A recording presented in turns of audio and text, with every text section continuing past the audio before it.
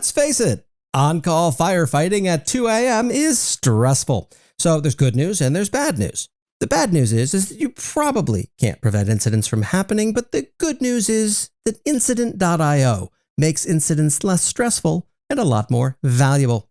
Incident.io is a Slack-native incident management platform that allows you to automate incident processes, focus on fixing the issues, and learn from incident insights to improve site reliability and fix your vulnerabilities. Try Incident.io to recover faster and sleep more. Near the end of each year, AWS swamps customers with a veritable tidal wave of cloud service announcements. For a while now, I've said that AWS would do well to take a look at a calendar and realize that there are 49 other weeks in the year besides the 3 weeks leading up to and including reInvent. With this new discovery, I've said, the cloud provider could do us all a favor and disperse its hundreds of annual service releases across the calendar. I have no problem admitting it, as I'm about to now. I now know that this belief was wrong. It doesn't happen super frequently, but there are times that I completely reverse a position that I've previously held. This seems to be one of those times, although it is nuanced. Onward. What I've wished for, a steady drumbeat of releases on a weekly or monthly cadence rather than a torrent of them in reInvent, is superior to the status quo from the customer perspective, and it's why I've maintained this position for a while. The challenge is that changing the release cadence would fundamentally break AWS's culture. Despite Amazon's vaunted value of customer obsession, it's the wrong lens to use to view product release cadences. Something that Tony Fadell talks about in his recent excellent book, Build, An Unorthodox Guide to Making Things Worth Making, is the idea of companies having heartbeats, both internal and external. He alludes to Apple's heartbeat historically being driven around the annual Macworld conference. Over time, it expanded to include WWDC, the iPhone event, and so on, but at its core, one big event drove the cadence of the company. Fadell contrasts that with Google, whose heartbeat he describes as erratic and unpredictable. He states that Google as an entity has one big external event each year, Google I/O, because Google Cloud Next continues to get in its own way. However, there isn't a clear heartbeat present because Google teams are by and large not synced up with that event in any meaningful way. Fadell doesn't describe Amazon's heartbeat, but it was impossible for me not to extrapolate because I have AWS in the place where most people have hobbies. Having spent years as an AWS observer, it's clear to me that the two big events that drive its product release cadences are reInvent, which I trust I don't need to explain to you, and OP1, which odds are I might have to. Details around OP1 are hard to come by externally. The term is bandied about by Amazonians who presume that the listener, reader, or Twitter shitposter has a cultural understanding of what it is and what it means. OP1, or Operating Plan 1, is a mandatory 6-pager produced by every team's product manager around June, and it encourages large-scale planning. One key question is, what resources do you need to grow your business by 10x? It should be noted that there's also an OP2 in late December that appears to take more of the form, you survived reInvent, now tell us how your achievements track against your OP1 doc. Developers want to code fast, security wants to ship securely.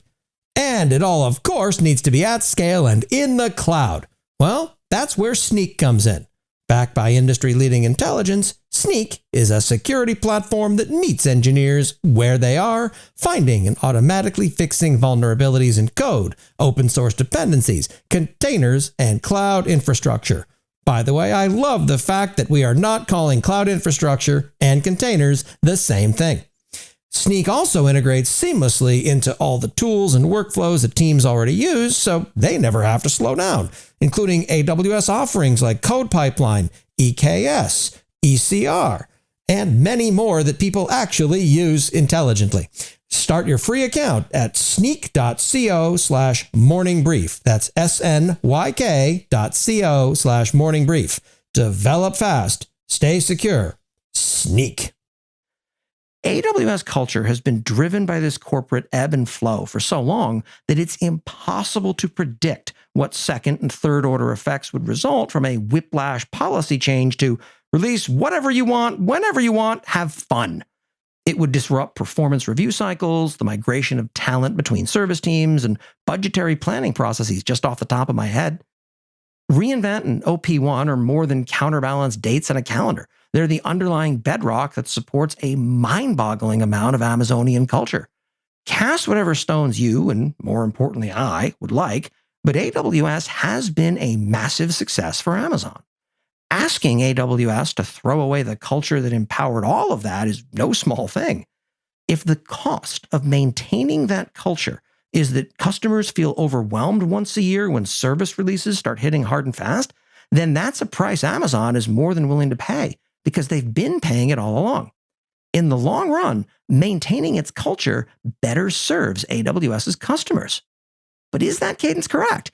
I mean, it's easy to imagine alternate cadences. What if it were an 18-month cycle or a 12-month cycle or a 2-week sprint?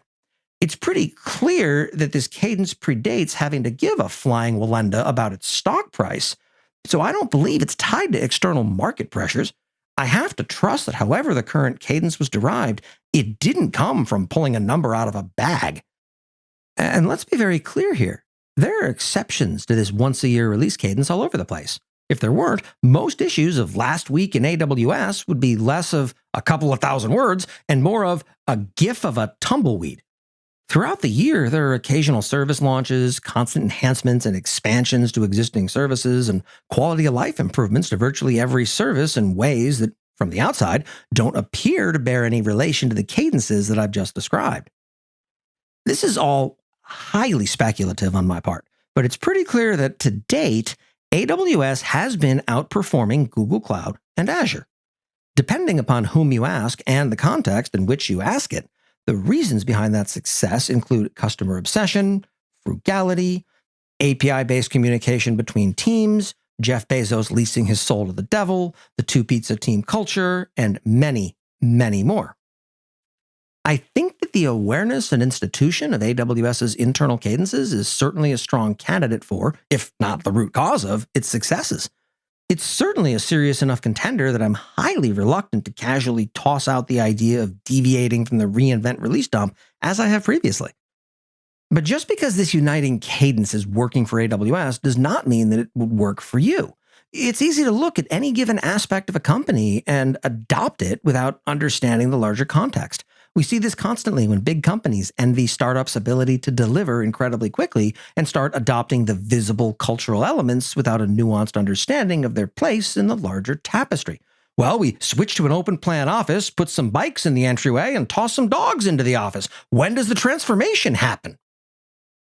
Amazon prides itself on being misunderstood for long periods of time, whereas I pride myself on seeing through Amazonian talking points, enough that I foolishly believed that I was somehow immune to misunderstanding the company. This was a mistake. There's no harm in making mistakes, but it says nothing good when you realize you've made a mistake and continue to forge ahead down a path you know to be wrong. So here it is. As annoying as it might be for customers to have to deal with the tidal wave of announcements, I'd argue it's the lesser evil when compared to the cost of breaking the cultural engine that drives the AWS platform.